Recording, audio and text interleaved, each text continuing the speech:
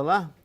Então, dentro da nossa disciplina de Química Inorgânica, nós vamos hoje tratar das aplicações dos compostos das famílias do boro e do carbono. Na aula passada, nós descrevemos bem como que é formado a molécula do ácido bórico. Hoje nós vamos falar um pouco, dentre outras coisas, da aplicação desse composto. Bem, o ácido bórico, ele é um sólido e em solução é empregado na lavagem dos óleos como desinfetante suave que nós conhecemos comercialmente como água boricada. O ácido bórico, né, e o bórax, né, que está aqui a estrutura, né, o ácido bórico que nós temos aqui, como vimos na aula passada, né, eles podem ser empregados para combater baratas. Isso, neste caso, se mistura um deles, né, pode ser até a mistura dos dois, né, ou pode ser o ácido bórico ou o bórax separadamente, são misturados com algum alimento que as baratas possam ser atraídas, como o açúcar, por exemplo, né? E o que ocorre, né? A barata ela vai pegar o ácido bórico juntamente com o açúcar, por exemplo, né? Vai levar para a sua toca e elas vão então ingerir ou absorver o ácido bórico junto com o açúcar e isso vai lhes causar um problema em sua função intestinal e isso vai levar a barata à morte. A vantagem de se usar o ácido bórico no combate à barata, por exemplo, ou o bórax, é porque esses são compostos sólidos, não são voláteis, então não vai causar nenhum problema, né, ao ambiente onde nós dividimos eventualmente com a barata, né? Se tiver, por exemplo, né, querendo combater a barata com spray, você vai jogar no ambiente em que você eventualmente convive e isso você vai inalar esse spray e não vai ser nada agradável para o indivíduo, né? Você pode matar a barata, mas pode causar também alguma intoxicação em quem estiver presente naquele ambiente, né? Já com ácido bórico ou com o bórax, que são sólidos e não são nada voláteis. Então isso é uma vantagem do uso do ácido bórico ou do bórax no combate à barata. Os derivados do boro têm também uma enorme variedade de aplicações na indústria. São usados no fabrico de tecidos e de madeiras à prova de fogo, usado em vidros especiais como o pirex, por exemplo, usado na produção de cerâmicas, são usados também como antissépticos e germicidas suaves. A deficiência do boro, por exemplo, no solo é uma limitação para o desenvolvimento de diversas culturas de interesse econômico. Muitas leguminosas, por exemplo, né, elas têm nas suas folhas ou no caule, né, a presença do boro, para que essas plantas possam crescer, né?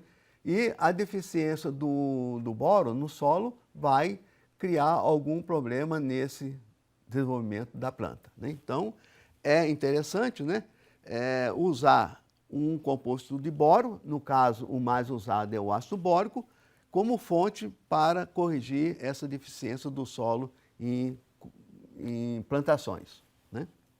Então nós lembramos, né, que de fato o boro que está aqui nesse grupo, né, no grupo 3 da tabela periódica, é um elemento bastante utilizado, inclusive que pode ter alguma influência na economia de um país. Bem, o alumínio, que vem logo aqui abaixo do boro, né, ele é um elemento que forma compostos bastante utilizados. Vamos ver, por exemplo, né, o hidróxido de alumínio, que está aqui, né, em amarelo, ele é usado no tratamento de água. Por quê? Porque hidróxido de alumínio é um gel branco, né, que forma uma espécie de floco. E como que isso funciona? Por exemplo, né, nós queremos produzir o hidróxido de alumínio para que esse floco, né, ao ser formado numa caixa d'água, por exemplo, ou num ambiente que a gente queira tratar a água, né, ele forma esse floco e vai trazer com ele para o fundo do recipiente algumas impurezas que estão presentes nesse recipiente que nós queremos tratar a água, né? Então, como que isso ocorre? Se você tem água que você quer tratar, você pode colocar o carbonato de sódio para quê? Para gerar o hidróxido que depois vai ser consumido pelo alumínio, que vai ser gerado quando nós colocarmos nesse mesmo ambiente que nós estamos querendo tratar a água, colocar o sulfato de alumínio, né?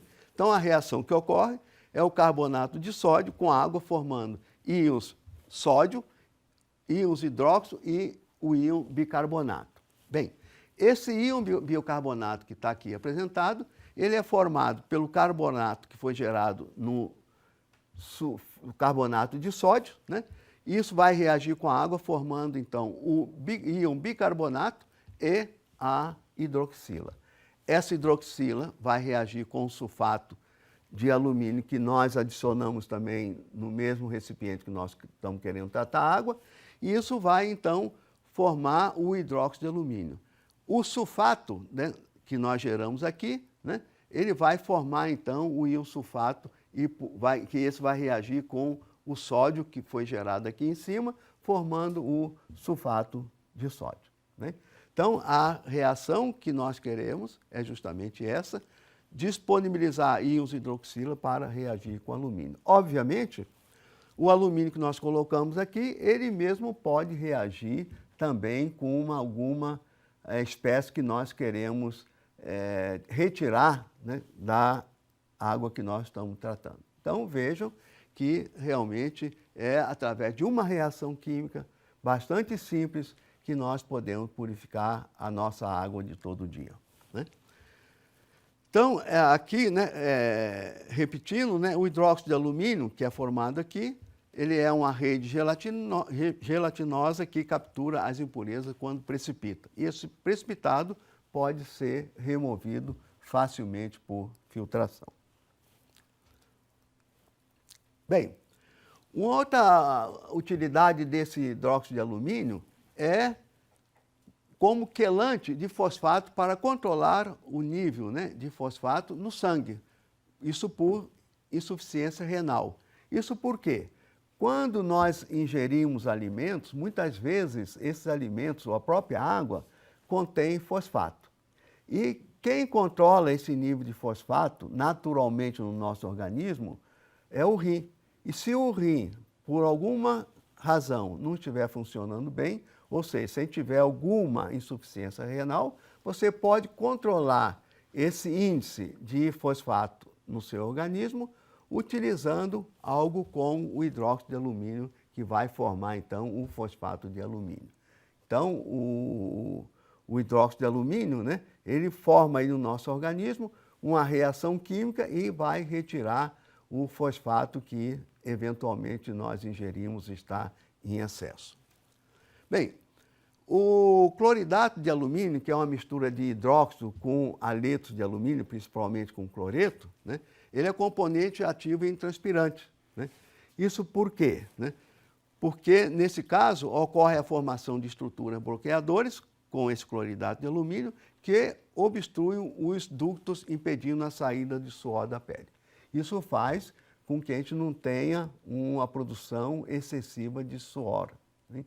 Então, em vários desodorantes que nós adquirimos no comércio, eles podem eventualmente ter esse tipo de composto para controlar o suor, o que nós chamamos de cloridato de alumínio. O alumínio, ele pode ser usado também, entenda-se que alumínio nós estamos falando, né, de cloreto de alumínio, um composto de alumínio, né, que é usado como catalisador em uma reação desse tipo. Ele funciona como um ácido de Lewis, que é bastante utilizado em reações químicas, como em acilação de Friedel-Crafts, né, que é uma reação desse tipo. Se nós queremos pegar o benzeno, né, e adicionar uma metila nesse benzeno, nós vamos pegar aqui o cloreto de metila, reagir com o cloreto de alumínio como catalisador e vai dar esse produto e vai produzir, então, o ácido clorídrico devido à saída do hidrogênio aqui, reagir com esse cloro, formar o ácido clorídrico. E como o cloreto de alumínio funciona como catalisador nesse caso? Ele funciona porque nós estamos vendo aqui que no estado excitado, esse par de elétrons aqui vai ficar desemparelhado, né? Vai vir para cá. 3 íons cloro pode reagir, né, com o alumínio, formando o cloreto de alumínio, e isso então vai permitir ainda que esse cloro possa formar um intermediário, o tetacloreto de alumínio, né, ou tetacloreto aluminato, mais propriamente, né, porque nós temos ainda que esse par de elétrons pode entrar aqui, né, já que esse elétron daqui ele vai vir para esse orbital, né?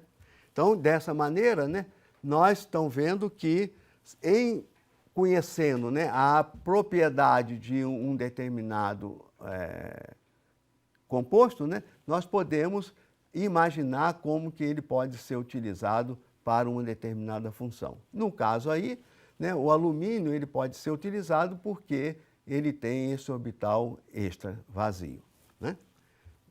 Bem, falando da aplicação dos compostos da família do carbono, né, nós podíamos aqui lembrar que o carbonato de lítio, né, ele é usado no tratamento do transtorno bipolar. Isso já desde há muito, né? Esse descompasso do emocional, que nós chamamos de transtorno bipolar, pode ser tratado com um simples composto inorgânico, que é o carbonato de lítio, né? O carbonato de cálcio, que é bastante abundante, que é o calcário, né, ele é aplicado na calagem, que é uma técnica na qual é empregado o carbonato de cálcio na agricultura para diminuir a acidez dos solos na produção de vidro, né? Então, o calcário, nós temos ele aqui nessa reação com a barrilha, que é o carbonato de sódio, em presença da óxido de silício, que é a areia, ele vai produzir o nosso conhecido vidro, que é o vidro mais comum, né? Então, e por que, né, que esse carbonato ele é usado para controlar a acidez do solo? Porque nós no solo a gente tem bastante a presença de alumínio. E o alumínio ele reage em meio ácido. Então nós temos que tornar o solo, né, não tão ácido, adicionando o carbonato de cálcio. Isso por quê? Porque não é desejável que assumamos ou absorvamos, né, em demasia o alumínio, que o alumínio pode ter um efeito tóxico. O carbonato de sódio, ele também é utilizado na fabricação de sabão, porque a partir de um ácido graxo, que tem o grupo carboxila, para esse ácido graxo, né, ser solúvel em água, nós precisamos trocar esse próton da carboxila por um elemento que seja barato, obviamente, e que vá permitir a formação de uma espécie que seja solúvel em água. Então, essa é a função, né, do sódio, que via uma reação do ácido graxo com o carbonato de sódio, nós vamos produzir, então, o sabão que nós usamos para várias funções. E ele também é usado na produção de detergente, né? Um outro composto que nós usamos bastante, que tem carbono, né, dentro da química inorgânica, é o bicarbonato de sódio. Esse composto nós usamos frequentemente como fermento. Não só o carbonato, o bicarbonato, isso por quê? Porque ele, quando nós colocamos no bolo, por exemplo, né, no fabrico do bolo, colocamos o fermento, isso é para produzir o dióxido de carbono, que esse dióxido de carbono aprisionado dentro da massa do bolo, ele, para sair dentro dessa massa, ele vai fazer com que o bolo cresça, porque ele vai formar algumas cavidades, alguns buracos dentro da massa, e o bolo vai crescer e vai ficar bastante fofinho, né? E nós podemos usar também, nesse caso aqui, né, nós estamos vendo que um dos produtos a serem gerados aqui é o dióxido de sódio, né, que contém o sódio como metal. Lembrando que nós não devemos consumir sódio em demasia, porque nós podemos disso gerar um problema em nossa pressão, né? E um outro composto inorgânico que é usado como fermento é o carbonato de amônio, né, que tem, ao invés do sódio aqui, nós temos amônia. Isso gera também, né, o CO2 gera amônia e água. Tudo isso aqui vai estar em estado gasoso, porque nós, quando colocamos o bolo no forno, nós vamos ter uma temperatura relativamente alta. Se a gente olhar essas duas reações, pelo menos do ponto de vista químico, é mais vantajoso a gente usar o carbonato de amônio como fermento do que o bicarbonato de sódio, porque neste caso, usando o bicarbonato de sódio, nós vamos ter como resquício do nosso fermento a produção de óxido de sódio. E isso pode dar um sabor desagradável ao bolo que nós estamos preparando. É lógico que aqui nós poderíamos pensar também que a amônia tem um cheiro desagradável, um cheiro astringente, né? Mas como nós usamos